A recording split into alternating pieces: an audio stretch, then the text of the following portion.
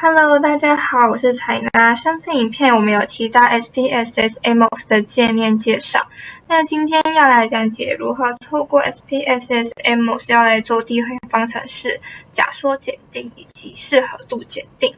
那一样，我们先来讲解一下我们的研构架构图。我们有4个自变数，分别为 MOAC， 中介变数是 CB、BI， 运变数是 BT 跟 PI。然后总共我们收集了500笔的资料，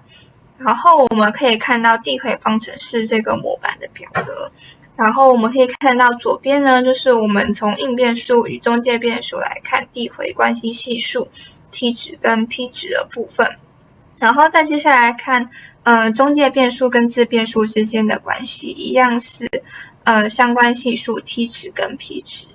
然后关于地回方程式，我们会先透过 SPSS， 那我们会先按分析，然后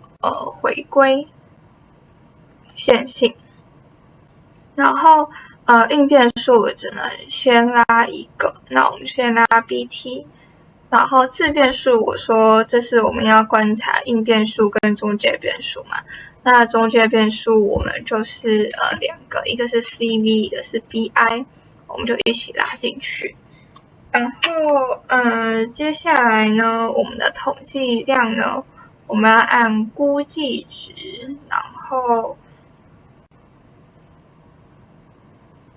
信赖区间也要，然后 R 平方变更量也要，叙述统计跟贡献性诊断。然后这边我们勾完之后呢，就按继续，然后按确定。好，然后我们看到地回方程式的报表查看，我们的 regression 的话就会看到相关，那相关的话我们就是填 0.671 跟 0.68， 然后我们的 T 呢就是看我们的系数里面的这个 T 值部分进行填入，然后 P 呢我们是看变异数分析里面的这边变异数分析里面的显著性是 0.000， 然后 R 的话就是看模型占用里面调整后 R 平方进行填入， F 的话是变异数分析的 F， 这边 264.468， 然后我们最下面那个 P 值呢，我们在填入的是系数的标准化贝塔，这2个都要填入。然后呢，再来 VIF 一样是看后面这个进行填入。接下来假说检定跟适合度检定的模板表格，我们可以拆成2半进行看。然后每一条假说呢都是以 H 为代表，那第一条假说就是 H1， 第二条假说就是 H2， 再 H3， 然后以此类推。然后下方的 model fit 就是适合度检定需要填入的东西。假说检定跟适合度检定的 Amos 操作，我们会按这个，然后把 estimate 这边勾起来，然后按跑报表，然后我们按那个 process with the analysis。好，然后我们按这个查看的报表，然后接下来报表跑出来之后，我们会先看 estimate 的部分，点这个。然后我们第一栏是 coefficient 嘛 ，coefficient 我们要填入就是 estimate 这边的值。那我们 H1、H2 的话，我们就看说谁跟谁相关，就是把那个值进行填入。那像这个是 M 跟 CV 嘛，就是 0.162， M 跟 CV 0.162 就填入 H1 的地方。那接下来就是 T value 的话，就是看 CR 值。然后再来 testing 的话就是看 P 值，那如果就是小于 0.05 的话，那就是 non-reject 的部分，就填 non-reject 就好了。然后这个表格后半部 R 平方、F 平方跟 VIF 的话，我们不能用 Amos 进行操作，我们就要用原本的 SPSS 一样分析，然后回归线性，然后我们这边一次就只能拉一条。那这边自变数的话，我们这边会放 m， 然后另外一边放 CV， 我们假设检定第一条 m， 然后 CV 是因变数嘛，它去影响它，然后其他的勾的方式一样，就是模型适合度 R 平方、叙述统计、信赖区间、估计值、低贡献性，然后我们按确定。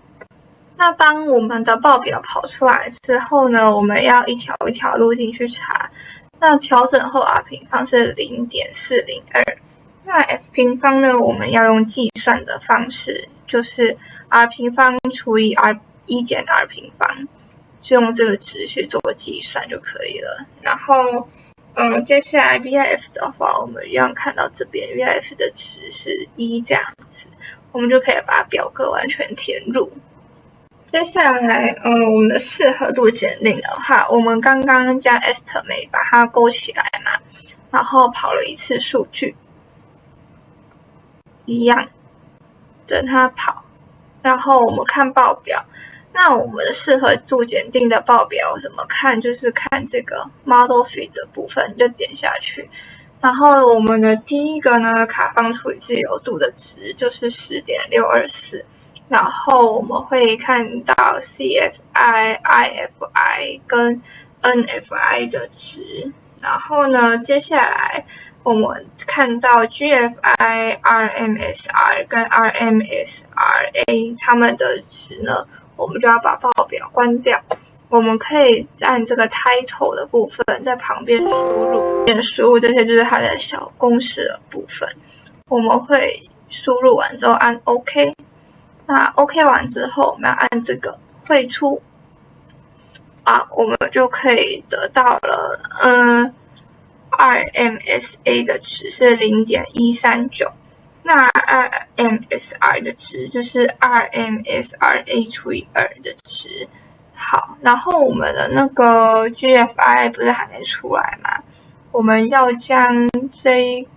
我按错了，我们要将这个打勾取消。然后再跑一次汇出之后呢，我们的 GFI 跟 AGFI 就跑出来了。所以我们的 GFI 的值是 0.686， AGFI 的值是 0.605。接下来我们的直接效果跟间接效果，我们用刚刚的方式跑完，我们看完 estimate、model fit 都看完了嘛。那我们要看这边 estimate 打开，这边还有一个 matrix， 那这边就会有我们的那个直接效果跟间接效果，这是总效果的部分。